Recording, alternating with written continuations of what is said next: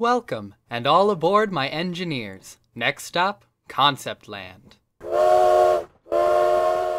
On this trip, we're following the Wedway into tomorrow. Get the feel of the wheel of a Ford. This story starts where most Disney park stories do, the 1964 New York World's Fair. The Ford Car Company had commissioned Disney to create a pavilion, and Disney's answer was the Ford Magic Skyway. Using actual new Ford cars as ride vehicles and a track consisting of evenly spaced rotating drive wheels, the ride gave guests the experience of test driving a car.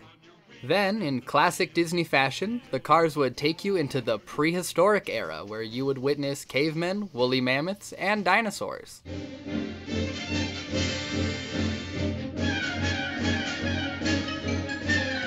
In 1967, Disneyland reopened its Tomorrowland, now themed to a world on the move. Going from exhibits of Monsanto chemicals and a world clock centerpiece to the monorail, the submarines, adventures through inner space, the Carousel of Progress, the Matterhorn bobsleds, and the Wedway PeopleMover. Using the same drive wheel track technology as the Ford Magic Skyway, the PeopleMover took guests all over Tomorrowland along its elevated track. 4 years after the opening of Walt Disney World, the Tomorrowland and Magic Kingdom received an update with new attractions such as Space Mountain and the Wedway PeopleMover, later renamed to the Tomorrowland Transit Authority PeopleMover in 1994. In 1995, the original Disneyland PeopleMover closed and was converted into the Rocket Rods. Still using the same track infrastructure of the PeopleMover led to the fast and thrilling Rocket Rods having to slow down on every turn, since they weren't banked. This caused constant breakdowns and damage to the aging track. This would lead to the permanent closure of the Rocket Rods, and the last time the Disneyland PeopleMover track was used in the year 2000. Of course, these weren't the only plans for PeopleMover technology. The original intention of the PeopleMover was to be a proof of concept for the future of short-distance travel, while similarly the monorail was seen as the future of long-distance travel. Both the PeopleMover and the monorail were then to be used in their fullest extent in Walt's experimental prototype community of tomorrow, or Epcot. The original Epcot was to be Progress City and act as the model for the city of tomorrow. The city was laid out in a radial pattern where the center of the city branched out in all directions. The main transportation into and out of Epcot was to be a full-service monorail system, while the main transportation throughout every part of the city was to be several full-scale PeopleMover transit lines.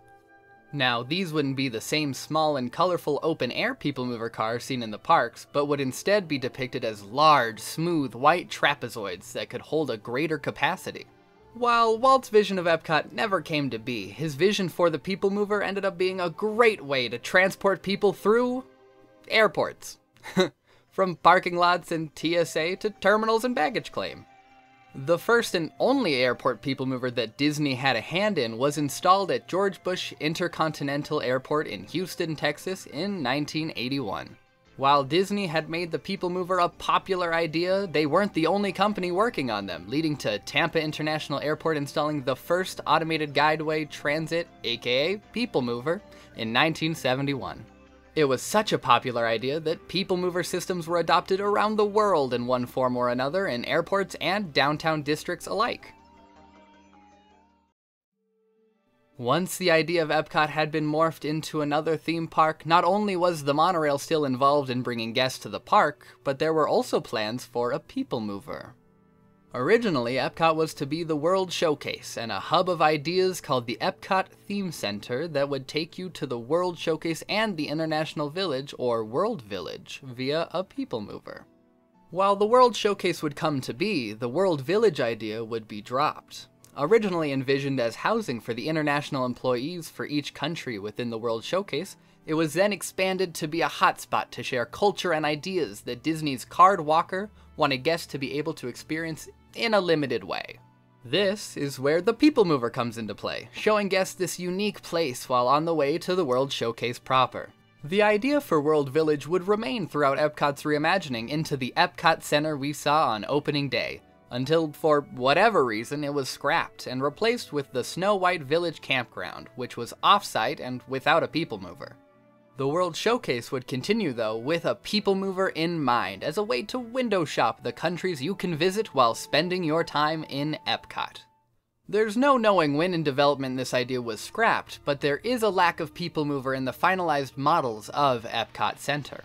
While not seen in any models, there were plans for the Epcot People Mover to run through Future World and possibly the World Showcase in a Phase 2 expansion of the park. Because of this plan, some of the buildings that would house the track for this People Mover were built taller to accommodate this expansion.